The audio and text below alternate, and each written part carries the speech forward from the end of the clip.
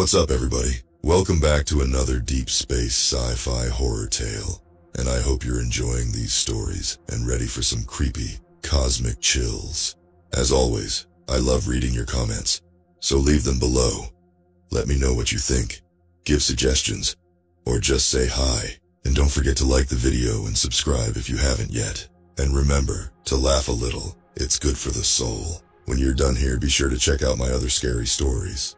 I've got a ton of terrifying tales to give you goosebumps. Alright, let's get this sci-fi nightmare started. Get ready for some creepy, otherworldly thrills.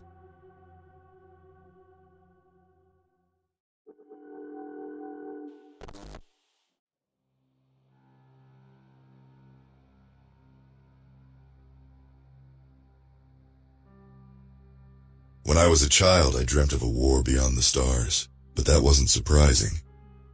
Where I came from, you had to dream of something in order to survive the mundane horror of real life. I grew up on a farm world. In the galactic system, each world served a designated purpose to do its part, to bring glory to the Empire. And our world supplied food for the surrounding worlds. It was a relatively ordinary upbringing. Go to school, work on the farm, rinse and repeat. Nothing to do but study, work, and prepare for a future of more of the same.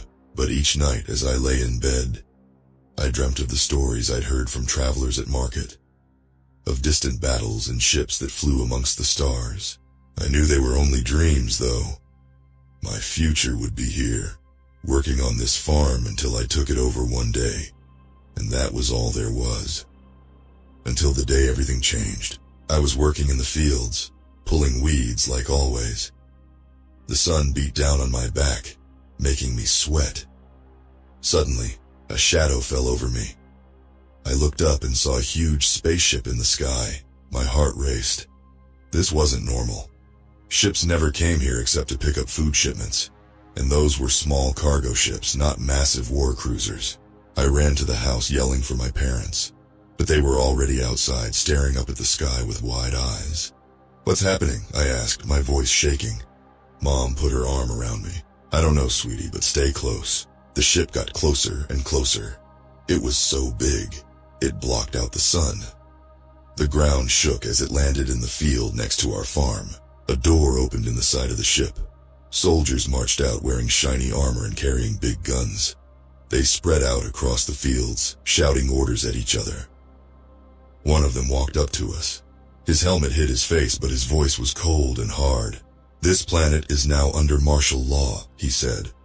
"All citizens are to report for processing immediately." "Processing?" Dad asked. "What does that mean?" The soldier ignored him. "Failure to comply will result in immediate termination." My blood ran cold. This was like something out of my dreams, but it was real. And it was a nightmare. More soldiers came. They grabbed us and pushed us toward the ship. I tried to fight, but they were too strong. Mom was crying. Dad looked angry, but helpless. Inside the ship, they separated us. I screamed for my parents as they dragged me away. The last thing I saw was Mom reaching out for me before a door slammed shut. They took me to a small, cold room. There was only a metal table and some scary-looking machines. A person in a white coat came in. They weren't a soldier, but they looked just as mean. "Hold still," they said, picking up a needle. I tried to run, but soldiers held me down. The needle went into my arm. It hurt so bad I thought I would pass out. As everything went dark, I heard the person in the white coat say, "Subject ready for enhancement. Prepare for phase 1. I woke up later, but I wasn't me anymore. My body felt wrong.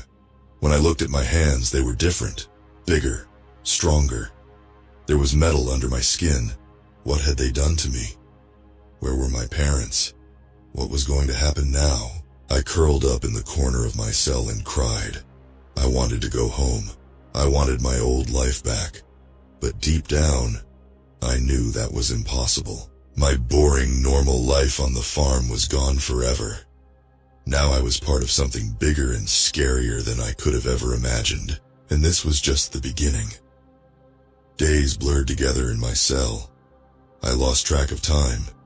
The only breaks in the monotony were when they took me for more enhancements. Each time I came back different, stronger, faster, but less human. One day a new soldier came to my cell. He looked at me with pity in his eyes. "It's time," he said softly. "Follow me." I went with him, too numb to resist. We walked through long, dark hallways. I heard screams in the distance. We entered a big room filled with other kids.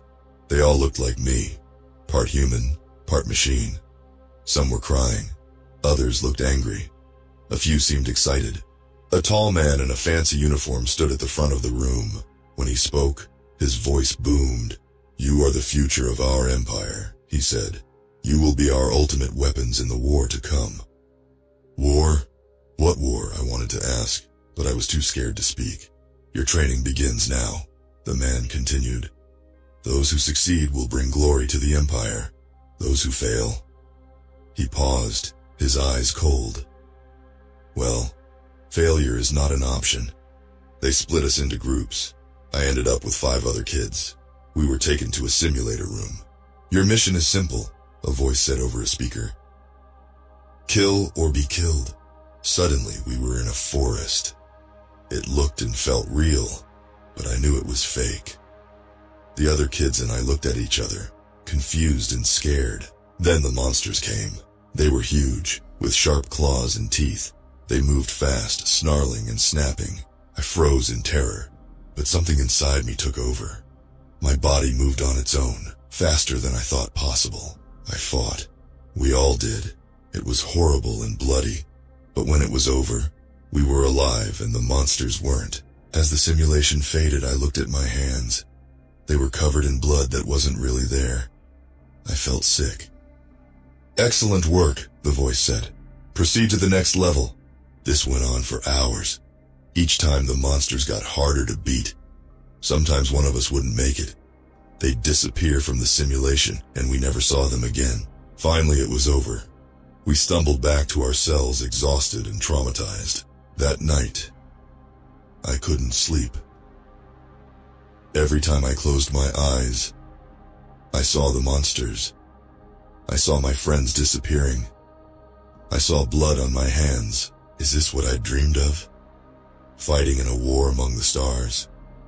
If so, my dreams had been stupid and naive. This wasn't glorious or exciting. It was a nightmare, and I was trapped in it. As I lay there, I made a promise to myself. I would survive this. I would find a way to escape. And someday, somehow, I would see my parents again. But first, I had to make it through another day of training. Another day of becoming less human and more weapon. Another day in this hell among the stars. Weeks passed.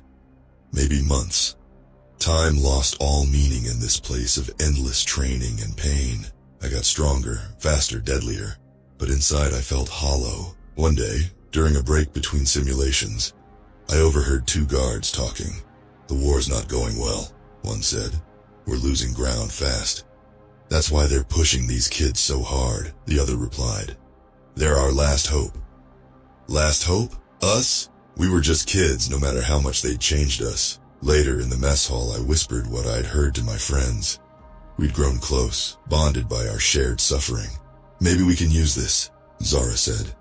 She was always the smart one. "If they're desperate, they might make mistakes."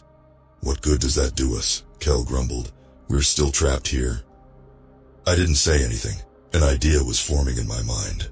A crazy, dangerous idea. That night, as we filed back to our cells, I made my move. I pretended to trip, falling against a guard. In that split second of contact, I slipped his keycard from his belt. My heart raced as I waited in my cell. Would he notice it was missing? Would alarms go off? But nothing happened. Soon the lights dimmed for night cycle. I waited a bit longer, then used the card to open my cell. The hallway was empty. Quickly I freed my friends. We moved silently through the corridors, using our enhanced senses to avoid guards. We made it to the hangar bay. Rows of small fighter ships sat waiting. "Can anyone fly one of these?" I whispered. Zara nodded. "The simulations taught me, but we'll need a distraction to get out." Kel grinned, showing teeth that were now more metal than bone.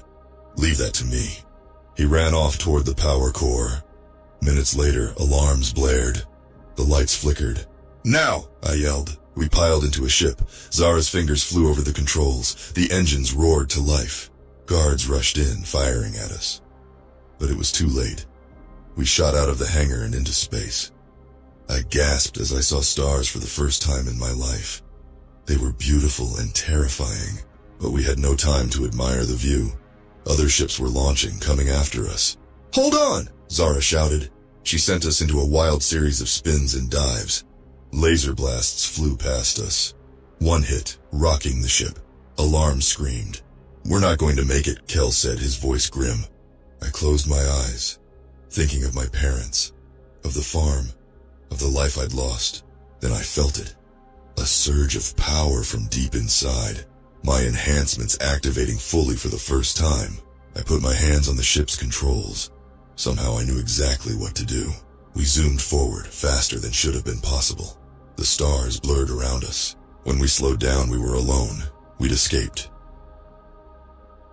But to where, and what would we do now? As the adrenaline faded, fear set in. We were free, but lost in a vast, uncaring universe. And somewhere out there, a war was raging. A war we were supposed to fight in. A war that might soon catch up to us. We drifted through space, lost and scared. Our ship was damaged. Food and water were running low. "We need to find a planet," I said. "Somewhere to hide and fix the ship." Zara nodded, checking the nav system. "There's one nearby, small, mostly ocean. No signs of civilization." It was risky, but we had no choice. We headed for the planet. As we entered the atmosphere, the ship shook violently. Alarms blared. We were coming in too fast. "Brace for impact," Zara yelled. We crashed into the ocean. Water rushed in. We swam out as the ship sank. The shore wasn't far. We dragged ourselves onto a beach with purple sand. 2 moons hung in a green sky. "Well," Kel said, coughing up water, "at least we're not dead." We explored the beach, looking for food or shelter. That's when we saw it. A massive metal structure, half buried in the sand. It looked ancient. "What is that?" I whispered. No one answered. We approached slowly, ready for danger. A door slid open as we got close. Lights flickered on inside. "Should we go in?" Zara asked. I nodded. "We need shelter.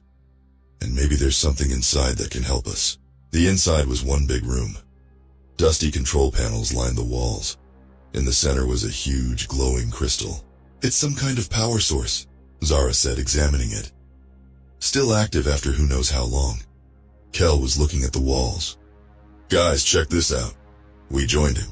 The walls were covered in strange symbols and pictures. "It's telling a story," I realized. "Look."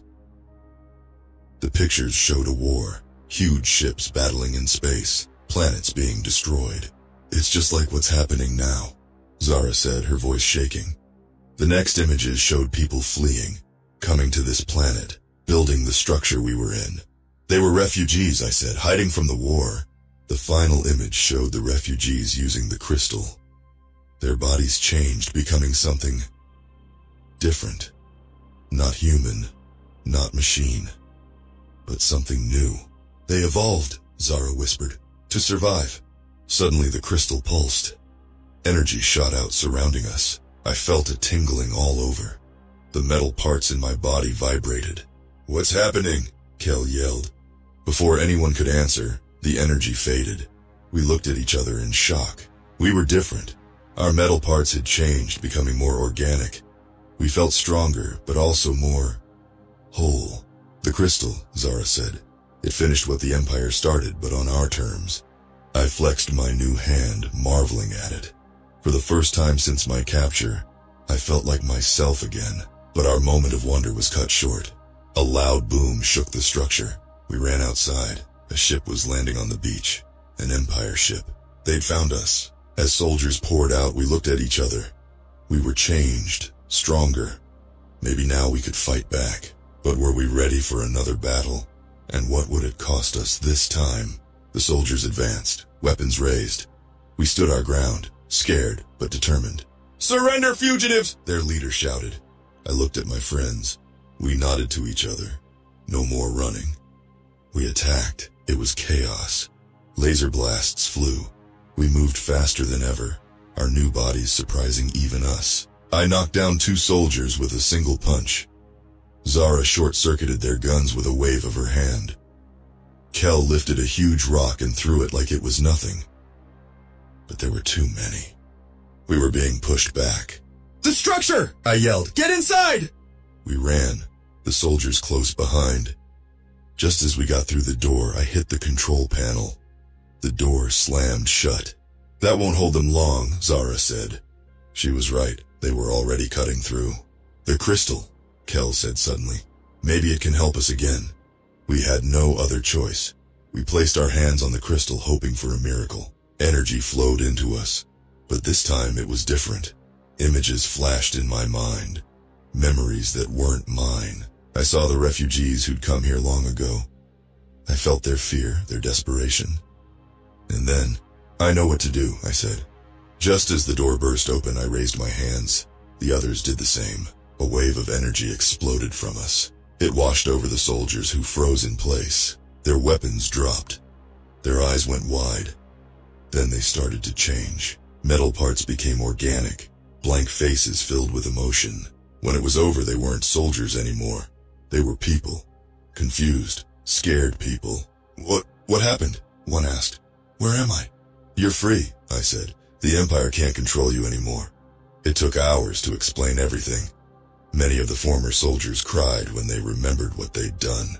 "We can't go back," their leader said. "The Empire will just reprocess us." "Then don't go back," Zara said. "Stay here, help us." "Help you do what?" he asked. I took a deep breath. "End the war. Free everyone the Empire has enslaved. And then I thought of my parents, of my home. And then we'll make a new home, for all of us." It was a big dream. Maybe impossible. But looking around at our group, former enemies now united, I felt hope for the first time in forever. We had a lot to figure out. How to use our new powers. How to fight the Empire. How to find and free others. But we weren't alone anymore. And we had something the Empire didn't. Real humanity. As night fell on our strange new world, we gathered around a fire on the beach. Tomorrow the real work would begin. But tonight we rested. We talked. We even laughed a little. And I looked up at the stars, no longer afraid of what was out there, because now we were ready to face it, together. Months passed. Our group grew as we rescued more enhanced soldiers and slaves. We called our planet Haven. We trained hard, learning to use our new abilities. Some could control machines with their minds. Others could heal with a touch. I discovered I could sense and manipulate energy fields. We also learned about the Empire's weaknesses from the former soldiers. Their main power came from a planet-sized space station called the Nexus. That was our target. But first we needed a ship, a big one. "I think I know where to find one," Zara said one day. She pointed to a spot on our star map. "There's an old shipyard there, abandoned after a rebellion years ago. It was risky, but we had to try." We took our small fleet of rescued ships and set out. The shipyard was huge and creepy. Broken ships floated everywhere. We had to dodge debris as we searched. Then we saw it, a massive battlecruiser mostly intact. "That's our ride," Kel said, grinning. We docked and went aboard. It was dark and dusty, but everything seemed to work. As we fired up the engines, an alarm blared. We weren't alone. Empire ships appeared, weapons charging. "How did they find us?" I yelled. "Doesn't matter," Zara said. "We need to go now." She fired up the engines. The huge ship groaned but started moving. The battle was intense. Our ship was bigger, but we were outnumbered. Laser blasts rocked us. Alarms screamed. I ran to the weapon controls. Somehow I knew just what to do. My enhanced brain connected with the ship's systems. I fired, taking out 2 enemy ships with one shot. "Nice," Kel shouted, but more kept coming. We were taking heavy damage. Then I had an idea, a crazy dangerous idea. "Zara," I yelled, "set a course for that debris field, full speed." She looked at me like I was nuts, but did it. We plunged into the field of broken ships. I could hear metal scraping our hull. The Empire ships followed, but they were smaller, less armored. They couldn't take the impacts. One by one, they crashed or turned back. When we emerged on the other side, we were alone and alive. Cheers erupted on the bridge. We'd done it. We had our ship. As we headed back to Haven, I looked out at the stars. The Nexus was out there somewhere. The heart of the Empire. Our final target. We weren't ready yet, but we would be. And when that day came, the Empire wouldn't know what hit them. For now, though, we had a victory to celebrate, and a lot of work ahead to get our new ship ready. As I watched my friends laughing and hugging, I felt something I hadn't in a long time. I felt like I was home. The day finally came. Our ship, now called the Liberator, was ready.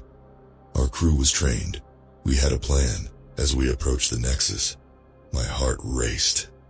This was it. Everything we'd fought for came down to this. The massive station filled our view screens. It was like a metal planet, bristling with weapons. "They've spotted us," Zara said. "Incoming transmissions." A face appeared on the screen.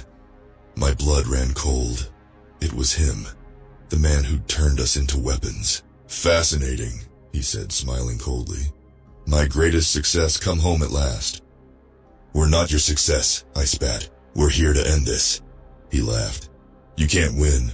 Surrender now and I'll make your deaths quick." I cut the transmission. "Battle stations, everyone, this is it." The fight was brutal. Thousands of ships swarmed us. Our allies joined the battle, but we were still outnumbered. Explosions rocked the Liberator. Systems failed. People screamed. But we pushed on. Inch by inch, we got closer to the Nexus. "Now!" I yelled when we were in position. Kel slammed a button. A special missile loaded with the energy from Haven's crystal launched. It hit the Nexus. Energy rippled across the station. For a moment, nothing happened. Had we failed? Then the station's weapons powered down. Ships stopped firing. "It worked," Zara breathed. "Their control systems are fried." We boarded the Nexus. Enhanced soldiers turned to our side. Workers threw down their tools and cheered. We fought our way to the control room. There he was, the man who'd started it all. He tried to run, but I caught him. As I held him, I saw fear in his eyes. "What are you going to do?" he asked. "Kill me?" I thought about it. Part of me wanted to. But then I remembered Haven, the crystal, what it had taught us. "No," I said. "We're going to help you, like we were helped. You'll remember who you really are." Months later, the war was over. The Empire had fallen, planets were free. We turned the Nexus into a home for those who had nowhere else to go. A new haven. As for me, I finally returned to my farm world. My parents were there, older but alive. They cried when they saw me. "I'm so sorry," Mom said. "We tried to find you." "It's okay," I said, hugging them. "I'm home now." That night, I looked up at the stars. They weren't just dreams anymore. They were full of life, danger, and hope. I thought of my friends, spread across the galaxy helping others. I thought of all we'd been through, and I realized something. That scared kid from the farm was gone. In his place was someone new, someone stronger. As I fell asleep in my old bed, I smiled. Tomorrow was a new day in a free galaxy, and I was ready.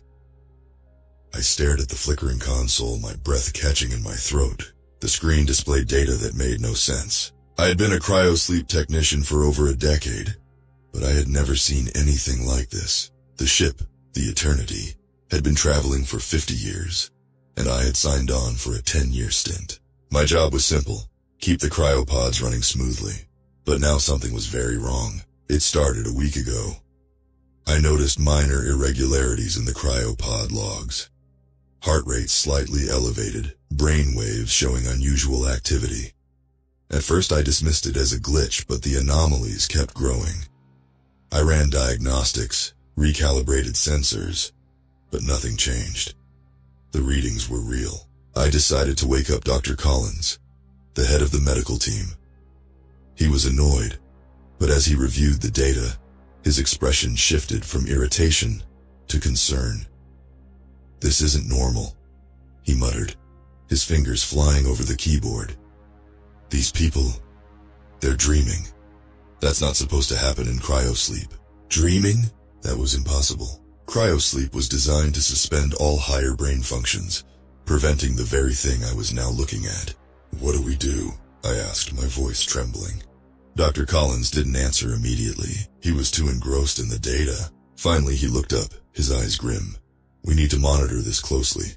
If they're all sharing a dream, it could mean something is very wrong with the cryopods. As the days passed, the situation worsened. The dream activity increased, and the dreams grew more intense. Dr. Collins and I decided to wake one of the sleepers. We chose Sarah, a young engineer with no history of sleep disorders. The process was routine, but as she emerged from the pod, her eyes were wild with fear. "They're coming for us," she whispered, her voice hoarse. "In the dreams. They're coming." Dr. Collins tried to calm her, but she kept babbling about creatures, about darkness closing in. It was clear she was traumatized. We sedated her and put her back into cryosleep, but her words haunted me. What was happening in those dreams? What were the sleepers experiencing? I felt a cold dread settle in my gut. This was more than just a malfunction. Something sinister was at play, and I had no idea how to stop it. Late at night, when the ship was quiet, I found myself staring at the cryopods, wondering what nightmares lurked within. I knew one thing for sure. I needed to get to the bottom of this before it was too late. But the more I dug, the more I feared that the true nightmare was just beginning. The next morning I felt a sense of urgency gnawing at me. I met Dr. Collins in the medical bay, where he was reviewing more data. "We need to figure out what's causing these shared dreams," I said. "And fast." He nodded, looking tired. "I agree, but we need to be careful. Waking them up prematurely could cause more harm than good." We decided to monitor the brain activity of a few more sleepers. If we could understand the nature of these dreams, maybe we could find a solution. The brainwave patterns were unlike anything I had ever seen. It was as if their minds were connected, sharing the same dreamscape. Hours turned into days, and the patterns grew more complex, more disturbing. The dreams were becoming nightmares, and the fear was palpable. It wasn't just Sarah. Every sleeper we monitored exhibited signs of extreme terror. What could be causing this? I wondered, feeling a chill run down my spine. One night, as I was reviewing the data, I noticed something odd. A faint signal, almost like a beacon, buried deep within the brainwave patterns. It was barely perceptible, but it was there. I showed it to Dr. Collins, and he frowned. "It looks like an external influence," he said. "But how? We're in the middle of deep space." I had no answers, but I knew we had to investigate further. We decided to wake another sleeper, this time an older scientist named Dr. Harris. As he emerged from the pod, his face was pale, eyes wide with fear. "The darkness, it's alive," he said, his voice trembling. "It's feeding on our fear." Dr. Collins and I exchanged worried glances. This was more than just a dream. It was as if something malevolent was using their dreams to grow stronger. "We need to find the source," I said, determination replacing my fear. "Whatever is causing this, we have to stop it." As we delved deeper, the true nature of the nightmare began to unfold. The signal was growing stronger, and the dreamscape was becoming more defined. It was a world of shadows, of unseen horrors that preyed on the sleepers' deepest fears, and it was spreading. The more we learned, the more I realized the scope of the threat. This wasn't just about the sleepers. If we didn't stop it, the nightmare could break free and consume us all. I felt a weight of responsibility settle on my shoulders. We had to act, and soon. But as we prepared to take the next steps, I couldn't shake the feeling that we were being watched. The shadows seemed to move with a life of their own, and the air grew colder. The nightmare was closer than we thought, and it was hungry. Days turned into sleepless nights as Dr. Collins and I raced against time. The signal was getting stronger, and the dreamscape more vivid. The darkness seemed to pulse with a malevolent life, feeding on the fear of the sleepers. We needed answers, and we needed them fast. We decided to wake up another sleeper, hoping to gain more insight. This time it was a soldier named Lieutenant Daniels. As he emerged from the pod, he was visibly shaken. "They're coming for us," he said, echoing Sarah's words. "In the dreams, they hunt us." His fear was palpable, but he provided valuable information. "The dreamscape. It's like a maze," he explained. "No matter how hard we try to escape, we always end up back where we started. And the creatures, they're getting closer." Dr. Collins and I shared a grim look. The nightmare was evolving, growing more dangerous. We had to find the source of the signal and stop it. But how? We were in the middle of deep space, with no external influences that we could detect. I spent hours analyzing the data, trying to trace the signal. It was elusive, slipping through my fingers every time I thought I had a lead. But then, a breakthrough. I managed to isolate a frequency that seemed to be at the heart of the signal. It was faint, but it was there. "Got it," I said, turning to Dr. Collins. "I think I found the source." We worked together to triangulate the signal, tracing it back to a specific part of the ship. My heart pounded as we made our way to the location. It was a section of the ship that was rarely used, housing old equipment and storage. As we approached, the air grew colder, and the shadows seemed to thicken. I could feel a presence, a malevolent force watching us. We reached the source of the signal, an old communication relay that had been offline for years. But somehow, it was active, emitting the faint signal that was causing the nightmares. "This can't be right," Dr. Collins said, his voice shaky. "How is this possible?" We powered down the relay, hoping it would stop the signal. But as we did, the ship shuddered and the lights flickered. The darkness seemed to close in around us, and I felt a cold dread seep into my bones. The nightmare wasn't just in the dreamscape. It was here, with us, in the waking world. I knew then that we were facing something beyond our understanding, something that defied the laws of reality, and it was getting stronger. We had to find a way to stop it, before it consumed us all. The ship's corridors felt like they were closing in on us as we made our way back to the main control room. The cold, oppressive atmosphere weighed heavily on my mind. I couldn't shake the feeling that we were being watched by unseen eyes. The shadows seemed to move, shifting in the corners of my vision. Dr. Collins and I reviewed the data from the now deactivated relay. The signal had stopped, but the damage was done. The dreamscape had taken root in the minds of the sleepers, and the nightmare was spreading. We needed to find a way to sever the connection permanently. "We need to isolate the affected pods," Dr. Collins suggested. "If we can contain the dreamers, maybe we can stop the nightmare from spreading." I nodded, though I knew it wouldn't be easy. We had over 1,000 sleepers on board, and isolating the affected ones would be a monumental task. But we had no choice. The nightmare was a threat to everyone on the ship. As we worked, the atmosphere grew more oppressive. The lights flickered, casting eerie shadows on the walls. I could feel the darkness pressing in, a tangible presence that seemed to feed on our fear.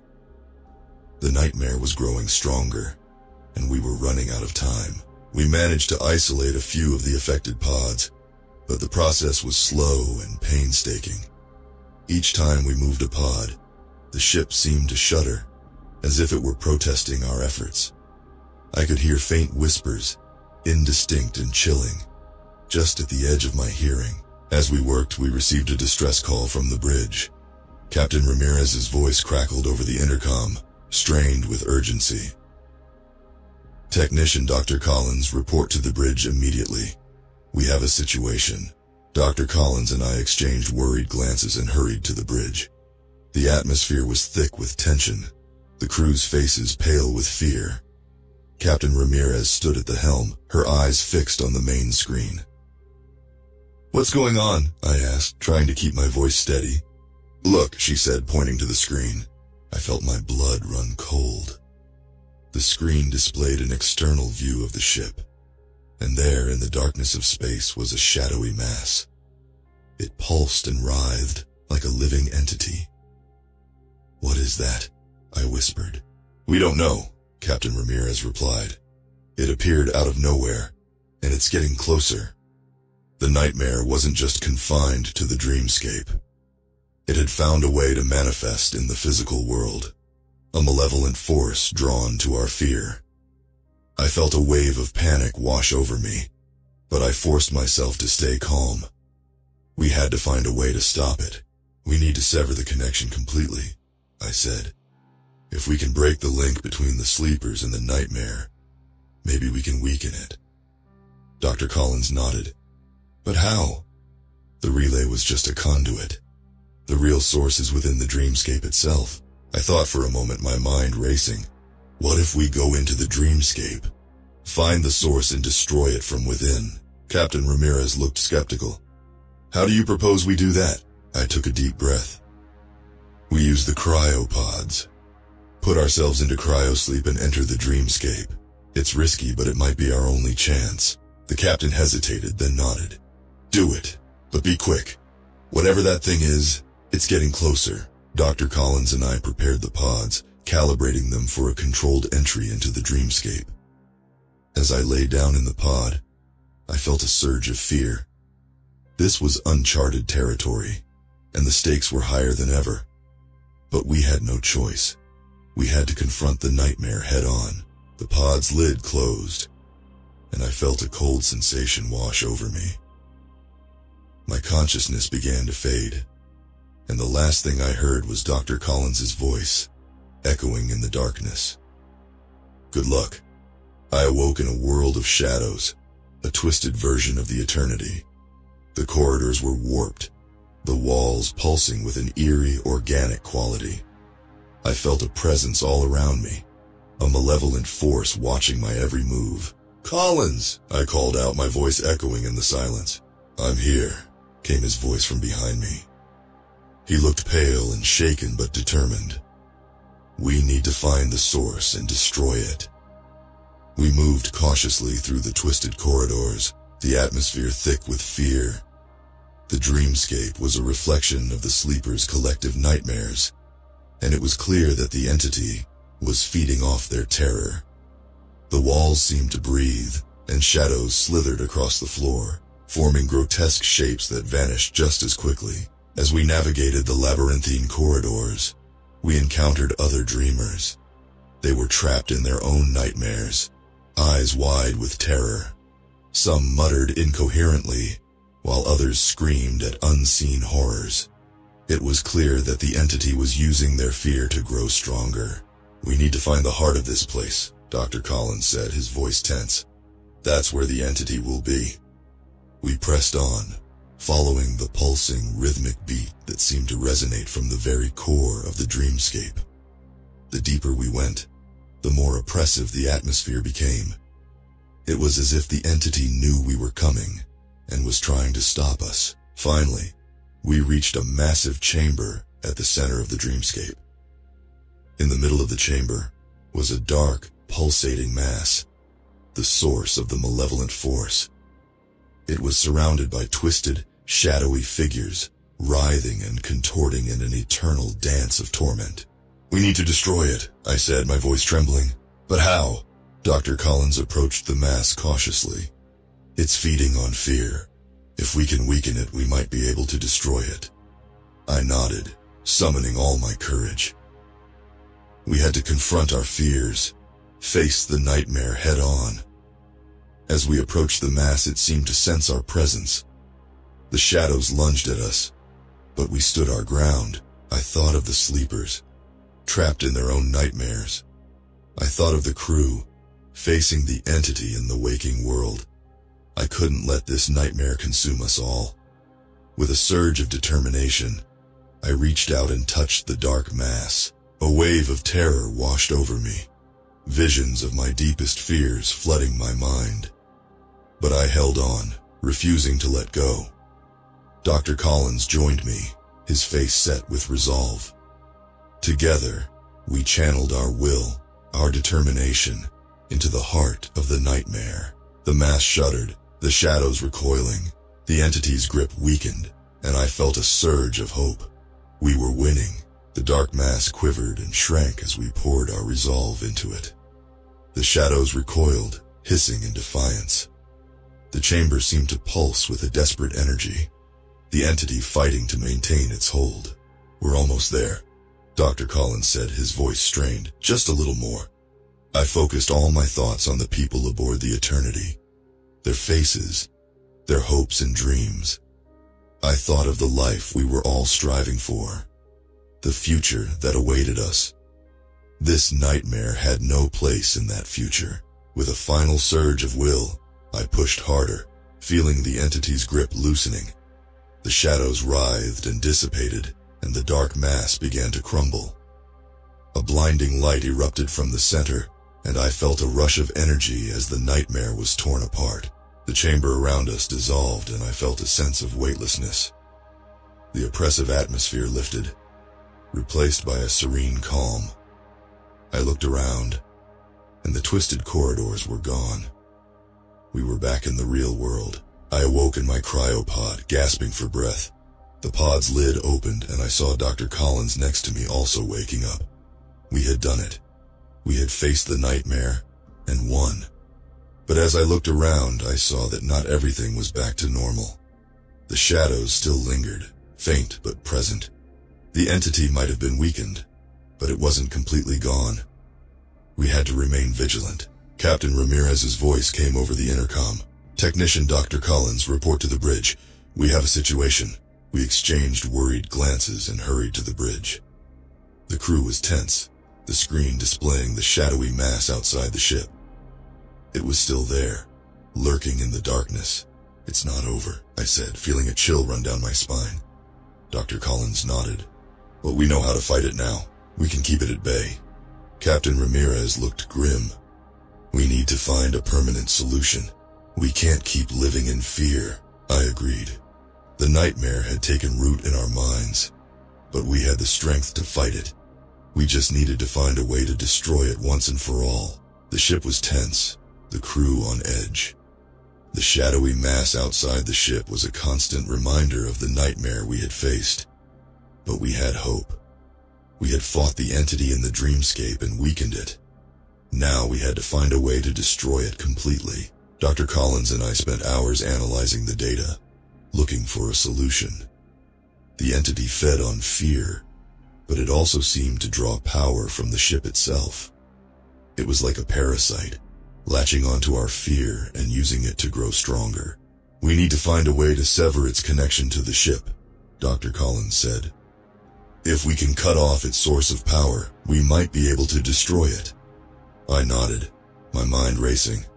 What if we use the ship's energy reserves, overload the system, and create a feedback loop?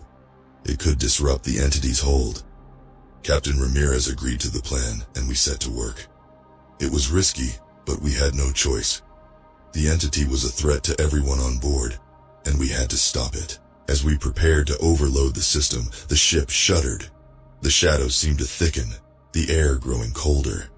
The entity knew what we were planning, and it was trying to stop us. "We have to hurry," I said, my heart pounding. "It's getting stronger." We worked quickly, rerouting power and setting up the feedback loop. The ship's lights flickered, the shadows closing in around us. I could feel the entity's presence, a malevolent force pressing down on us. Finally, we were ready. Captain Ramirez gave the order, and we activated the feedback loop. The ship's systems groaned under the strain, and the lights flickered wildly. The shadowy mass outside the ship writhed and pulsed, the entity's grip weakening. I felt a surge of hope. We were doing it. We were winning. But then, the ship shuddered violently, and the lights went out. The shadows closed in, and I felt a wave of fear wash over me. The entity was fighting back, using our fear to regain its strength. "We can't give up," Dr. Collins said, his voice steady. "We have to keep fighting." I took a deep breath, summoning all my courage. We had faced the nightmare before, and we could do it again. I focused on the faces of the crew, on the future we were all striving for. This nightmare had no place in that future. With a final surge of determination, I poured my will into the feedback loop, pushing back against the entity's grip. The ship groaned, the lights flickering back to life. The shadowy mass outside the ship began to dissipate, the entity's hold weakening. I felt a surge of triumph as the darkness receded, replaced by a blinding light. The entity was gone. The nightmare was over. We had faced the darkness and won. But we knew that we had to remain vigilant.